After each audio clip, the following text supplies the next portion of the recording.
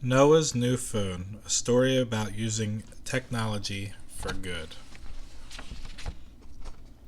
Story by Diana Alexander, illustrated by Jera Merdad. Noah couldn't believe his good fortune. His parents had finally given him his very own smartphone. Yay! This is so awesome. I can finally text and play games like my friends, he thought happily.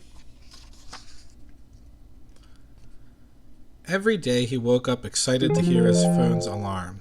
He liked to scroll through his phone first thing, even before he rolled out of bed, until his mom would say it was almost time to leave for the bus. His friends wasted no time showing him new games to download and videos to watch. His big sister taught him how to follow friends and famous people on social media. Wow! Standing at the bus stop one morning, Noah looked up from his phone. How long have I been staring at my phone, he wondered. Everyone stood in silence, staring at their phones. No one talked to each other.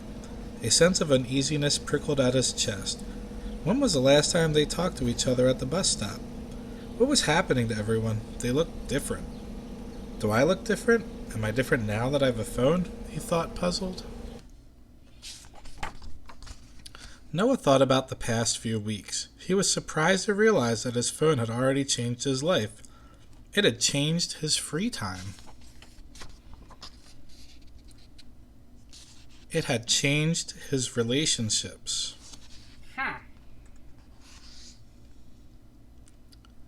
It had changed who his friends were. It had changed how he expressed himself.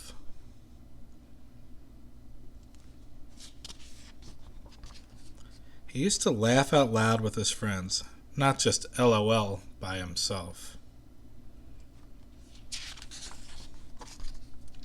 In fact, he couldn't think of a time in the past month where he hadn't reached for his phone when he was bored, when he was lonely, when he felt an unpleasant feeling coming on.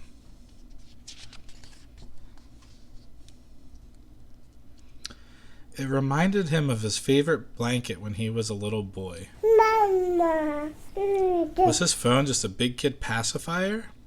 Something to distract or comfort him? A toy to entertain him? He thought about his parents and his teachers. Were their phones just adult pacifiers?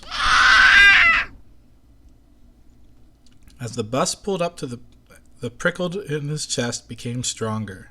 He remembered how just last week he had posted a photo of a classmate eating his lunch with the caption that said, "Oink, oink." The kid seemed upset and glared at Noah all day. What a baby, Noah thought, rolling his eyes. Noah pushed these thoughts away as he boarded the bus.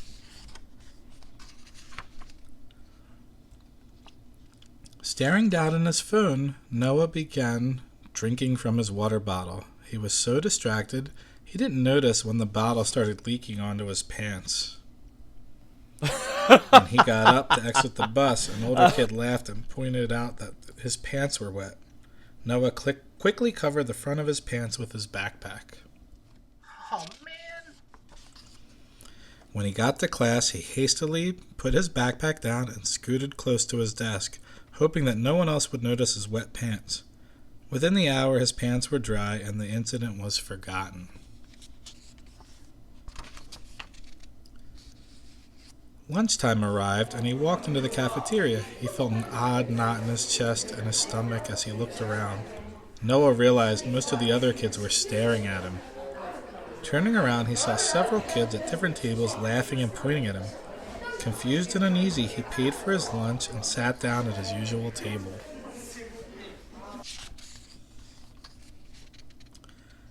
His friend Kenny leaned over towards him. "Did you see this?" Noah looked down at Kenny's phone. To his horror, for the whole world to see on social media, there was a picture of Noah with his pants wet, standing in the aisle on the bus. Under the photo was the caption that said, "What a baby." Noah's heart sank. He felt sick. He felt like crying. He wanted to run out of the cafeteria and keep running until he got home. "It was just my leaky water bottle," he stammered out to Kennedy. "I know," said Kennedy sympathetically. "Mine leaks sometimes too. I'm so sorry someone did that to you." Noah looked around his room. Other kids were looking at him, some with laughter in their eyes, others with empathy. "I can't tell who did it," Kennedy said. "I don't recognize that account." Clicking on the account, Noah could tell that the account was fake. He knew people sometimes created accounts like these to hide their identity when they posted something mean. "What are you going to do about it?" asked Kennedy. "I don't know," replied Noah. Thoughts swirled through his mind. Should he tell a teacher? Should he talk to his parents? The rest of the school day was a blur. When he got home, he avoided his mom and her usual questions about that school day. Alone in his room, his stomach twisted as he thought about the whole day. Inside his room, Noah felt alone and isolated. He hadn't hung out with his friends since getting his phone. He didn't feel he could. He didn't feel he could just call or visit them. Everyone seemed so busy with homework, sports, practice, or texting, and scrolling on their phones, and this wasn't something he wanted to text about.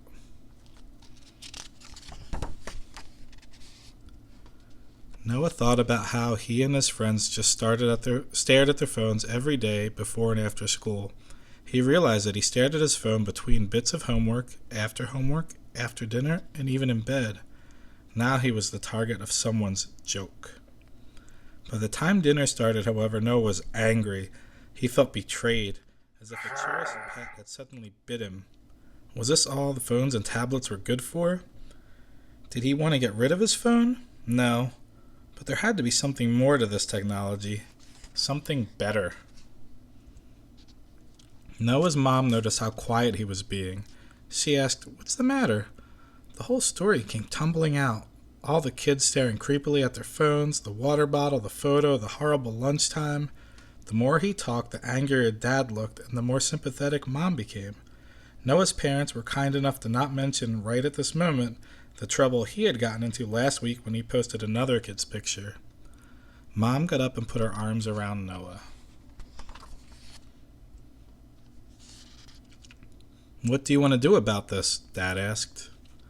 "I haven't decided yet," Noah replied truthfully. "I just don't understand. Is this all phones and computers were made for? Playing games, watching videos, and making fun of each other on social media? Do you really think that's all these devices can do?" Mom asked gently. "I don't know. I guess I can do homework with my computer too," he said, shrugging. "Think about it, Noah," Mom encouraged. "Is there more you can do with all of this technology?" In the morning, Noah approached the bus stop with some apprehension, expecting more pointing and laughter. Once again, everyone was more interested in their phones. He could hear his mom's question in his head. Is there more you can do with all of this technology? Since no one seemed interested in talking, Noah pulled out his phone and started scrolling through his social media feed. He saw Kennedy's latest post. It was a selfie Kennedy had taken of the two of them. The knot in Noah's stomach loosened up a bit. He decided to post his own photo. He found one he had taken last week after school with Kennedy and some other friends. Instead of his usual one-line caption, Noah wrote a sincere compliment about each person in the photo and tagged them. Noah walked into school as a stream of encouraging text lit up his phone. He was too busy replying to notice a few snickers and fingers pointing in his direction. The uneasiness in Noah's chest lightened. It hadn't been a big deal to use his phone to compliment his friends, and Noah was amazed how quickly that small choice caused positive ripples in his own life. In science class, Noah saw online images of supernovas and planets thousands of light years away. In social studies class, he connected with another class on the other side of the country in an online video chat. During lunch, excitement filled Noah as he and his friend watched a video of how to create an awesome village in Minecraft. After school, when a friend needed help with homework, Noah showed him a useful new app. When Noah got home from school, his mom asked her usual questions about how school was that day. "Better," said Noah. "Did you think about what I said last night?" she asked. As he thought about his day, a grin spread across his face. "Yeah, I really did," he said. "Hey, Mom, technology isn't really good or bad, is it?" "No, not really, no. his mom replied, smiling. Noah nodded. It's all about how I choose to use it. What kind of ripples will you choose to make today?